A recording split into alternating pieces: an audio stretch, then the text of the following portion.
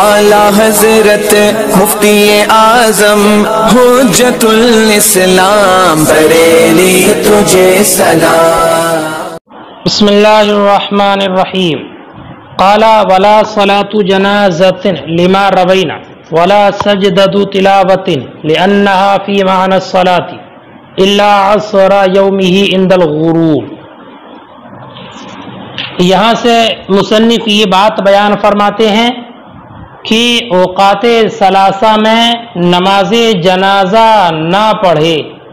तो कल गुजरा 3 औक़ात का बयान, इनमें नमाज जनाजा ना पढ़े और ना सजदे तिलावत करे, ना सजदे तिलावत करे। दलील इसकी वही हदीस जो माक़बल में गुजरी, नमाज जनाजा के ना पढ़ने की दलील जो माक़बल में हदीस गुजरी, अन नक़बुर मौताना, है ना, पूरी हदीस नहाना अन नक़बुर मौताना, कि अल्लाह के रसूल ने हमें मना किया कि हम अपने मुर्दों को इस वक्त में दफन करें। और सजदे तिलावत करना भी जायज़ नहीं। इसके आदम जवाज पर दलील ये है कि सजदे तिलावत नमाज के माना में, नमाज के माना में, नमाज के माना में कैसे है? तो वही माना कि जो शर्तें नमाज के लिए हैं, मसलन तहारत नमाज में शर्त, सत्र औरत, इस्तिक़बाल क़िबला वगैरह, तो वो तमाम शर्तें सजदे तिलावत में भी हैं, तमाम तिलावत में भी। इसलिए सजदे तिलावत नमाज के माना में है। नमाज पढ़ना जायज़ नहीं तो सजदे तिलावत भी जायज़ नहीं।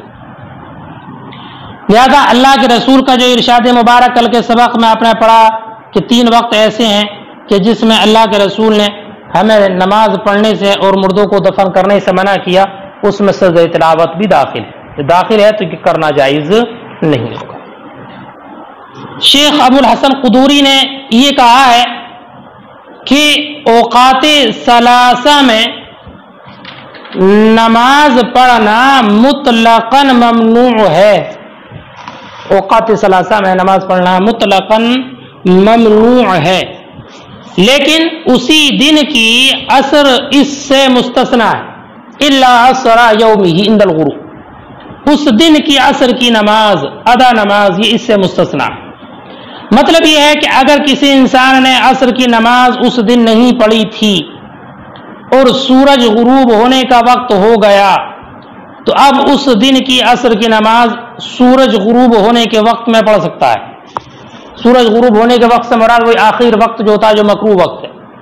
लेकिन दूसरी किसी और दिन की नमाज को या किसी और दिन की चाहे असरी की नमाज हो, उस वक्त में पढ़ना जायज़ नहीं है। दलील सुने, और दलील से पहले चंद बातें ज़हन हाजिर रखना। उनमें से पहली बात तो यह है कि नमाज के औक़ात इसके वाजिब होने का सबब होते हैं। औक़ात नमाज वुजूब नमाज का सबब। दूसरी बात यह याद रखना कि सबब मुसब्बब से मुक़द्दम होता है, सबब मुसब्बब से मुक़द्दम होता है। तीसरी बात ये कि जैसा सबब होगा मुसब्बब भी वैसा ही वाजिब होगा, जैसा सबब होगा मुसब्बब भी वैसा ही वाजिब होगा।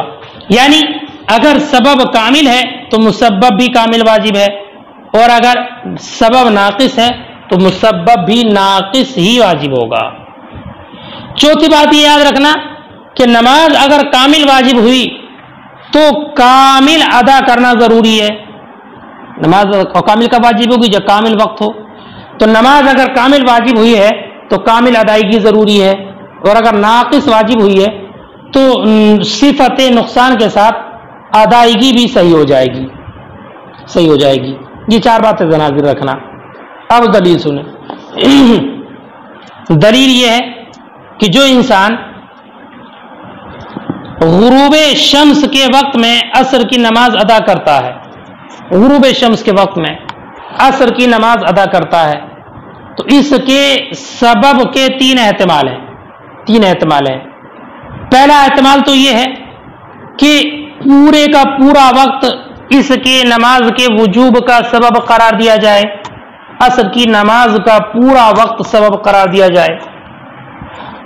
दूसरी बात, दूसरा एहतमाल यह है कि वक्त का जो हिस्सा गुजर चुका है वो सबब हो, वो सबब हो।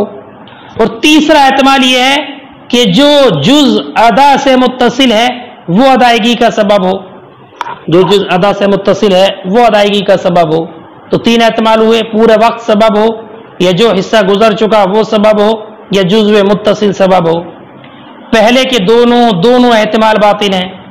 کیوں باطل ہیں؟ سنو، اس لیے کہ اگر پورے وقت کو سبب مان لیا جائے تو اب لازم یہ آئے گا کہ نماز وقت گزرنے کے بعد ادا کرنا واجب ہو، حالانکہ ایسا نہیں ہے، وقت گزرنے کے بعد تو نماز قضا ہوگی۔ تو پورے وقت کو ادا کا سبب نہیں مان سکتے، اس لیے کہ مسبب یہ سبب کے بعد ہوتا ہے اور سبب پہلے ہوتا ہے، پورے وقت کو اس وجہ سے سبب نہیں مانا جا سکتا، اس لیے پہلا والا احتمال باطل۔ اور دوسرا احتمال اس وجہ سے باطل ہے کہ اگر گزشتہ جز کو اس کا سبب مان لیا جائے، گزرے ہوئے جز کو سبب مان لیا جائے، تو ایسا انسان جو بالکل آخری وقت میں نماز پڑھے، بالکل آخری وقت میں، تو اس کو قضا کرنے والا کہا جانا چاہیے، کیونکہ یہ اس کا گزرا ہوا وقت اس کے نماز کے وجوب کا سبب ہے، اور بالکل آخر وقت میں پڑھ رہا ہے تو یہ قضا کرنے والا ہونا چاہیے، حالانکہ اس کو قضا کرنے والا نہیں کہا جاتا بلکہ ادا ہی ہوتا ہے۔ تو اس سے یہ بات ثابت ہوئی کہ تیسرا والا جو احتمال ہے وہ بہتر ہے کہ وہ جز جو ادا سے متصل ہے اور ملا ہوا ہے وہ جز نماز کے وجوب کا سبب ہے۔ اور اس مسئلے میں جزو متصل جو ہے وہ وقت ناقص ہے، کیونکہ عصر کا آخری وقت وقت مکروہ ہوتا ہے، وقت ناقص ہوتا ہے۔ اور سنا پڑھا اور آپ نے بھی کہ وقت اگر ناقص ہو تو نماز بھی ناقص ہی واجب ہوگی، وقت اگر ناقص ہو تو نماز بھی ناقص ہی واجب ہوگی۔ اس لیے اس شخص پر نماز ناقص واجب ہوئی تھی اور ناقص وقت میں ویسی اس کو ادا کر رہا ہے، اس لیے امام صاحب قدوری نے یہ کہا ہے کہ اس دن کی عصر کی نماز غروب آفتاب کے وقت میں پڑھنا جائز ہے۔ اس کے برخلاف اور دوسری نمازیں ہیں جو اس دن کی عصر کی نماز کے علاوہ نمازیں ہیں کہ ان کو اس وقت میں ادا کرنا جائز نہیں ہوگا، کیونکہ ان نمازوں کا وقت کامل ہے، وہ وقت کامل کی بنیاد پر واجب ہوئی ہیں، تو ان کی ادائیگی بھی کامل ہی ہونا چاہیے، وقت ناقص میں ادا کرنے سے وہ ادا نہیں ہوگی۔ آخر میں امام صاحب ہدایہ فرماتے ہیں کہ نماز جنازہ اور سجدہ تلاوت میں جو جواز کی نفی کی گئی ہے نا، اس سے مراد کراہت ہے، یعنی ایسا کرنا مکروہ ہے، یعنی ان دونوں اوقات میں، ان وقتوں میں یہ دونوں مکروہ ہیں، مکروہ، یہاں تک کہ اگر مکروہ وقت میں جنازہ لایا گیا اور اسی وقت میں اس کی نماز کو پڑھ لیا گیا، یا مکروہ وقت میں آیت سجدہ کو تلاوت کیا اور سجدہ کر لیا تو یہ جائز ہوگا۔ دلیل اس کی یہ ہے کہ نماز جنازہ کے واجب ہونے کا جو سبب ہے وہ نماز جنازہ کا حاضر ہونا ہے، اور سجدہ تلاوت کے وجوب کا سبب آیت سجدہ کی تلاوت کرنا ہے، اور جب یہ دونوں سبب وقت ناقص میں، وقت مکروہ میں پائے گئے ہیں، اس لیے نماز جنازہ اور سجدہ تلاوت بھی ناقص واجب ہوئی۔ جب ناقص واجب ہوئے تو ناقص کی ادائیگی ناقص وقت میں ہو سکتی ہے، اس میں کوئی حرج نہیں۔ دیکھ فرماتے ہیں امام قدوری کہ نماز جنازہ نہ پڑھے، یہ معطوف ما قبل کے کلام پر، لما روینا، اسی وجہ سے جو ہم نے روایت کیا، اور نہ سجدہ تلاوت لأنہ فی معنی الصلاۃ، اس لیے کہ نماز کے معنی میں، الا عصر یومہ عند الغروب، مگر اسی دن کی عصر کی نماز غروب شمس کے وقت، لأن السبب هو الجزء القائم من الوقت، اس لیے کہ سبب وہ جز ہوتا ہے جو وقت سے قائم ہو، مراد وہ جز جو ادا سے نماز کی شروع سے متصل ہو، لأنه لو تعلق بالکل، اس لیے کہ اگر متعلق ہو کل سے متعلق ہو، اس لیے کہ اگر نماز کا جو وقت ہے اگر یہ کل وقت کے ساتھ متعلق ہو، لوجب الاداء بعدہ، تو واجب ہو کہ ادا ہو اس کے بعد، اس کے ادا بعد ہو، وقت نکلنے کے بعد ادا ہو، حالانکہ وقت نکلنے کے بعد ادا نہیں ہوگی بلکہ وہ قضا ہوگی۔ ولو تعلق بالجزء الماضی، اور اگر یہ متعلق ہو جزء ماضی سے، فالمؤدی فی آخر الوقت قاضی، تو آخری وقت میں ادا کرنے والا انسان قضا کہلانے والا، قاضی قضا کرنے والا کہنا چاہیے، حالانکہ یہ قضا کرنے والا نہیں۔ وَإِذَا كَانَ كَذَلِكَ، اور جب ایسا نہیں ہے یعنی دونوں باطل ہیں، فقد اداها كما وجبت، تو اس نے اس کو ادا کیا ایسی جیسے واجب ہوئی تھی کہ وقت ناقص میں واجب ہوئی، وقت ناقص میں ادا کیا، بخلاف غیرہا، بلکہ برخلاف اس کے علاوہ اور نمازیں، لأنها وجبت کاملہ، اس لیے کہ وہ کامل واجب ہوئی ہیں، فلا تتعدى بالناقص، تو ناقص ادائیگی سے وہ ادا نہیں ہوگی۔ قال فرماتے مصنف والمراد بالنفی المذکور، اور نفی مذکور سے مراد نماز جنازہ میں اور سجدہ تلاوت میں الکراہت، کیا ہے؟ کراہت ہے، یعنی مکروہ ہے ایسا کرنا، لیکن اگر اسی وقت میں وہ لائے گئے ہیں، اسی وقت میں آیت سجدہ کو تلاوت کیا گیا تو اس وقت میں یہ اگر پڑھ لیا کر لیا تب بھی صحیح ہے، جائز ہے۔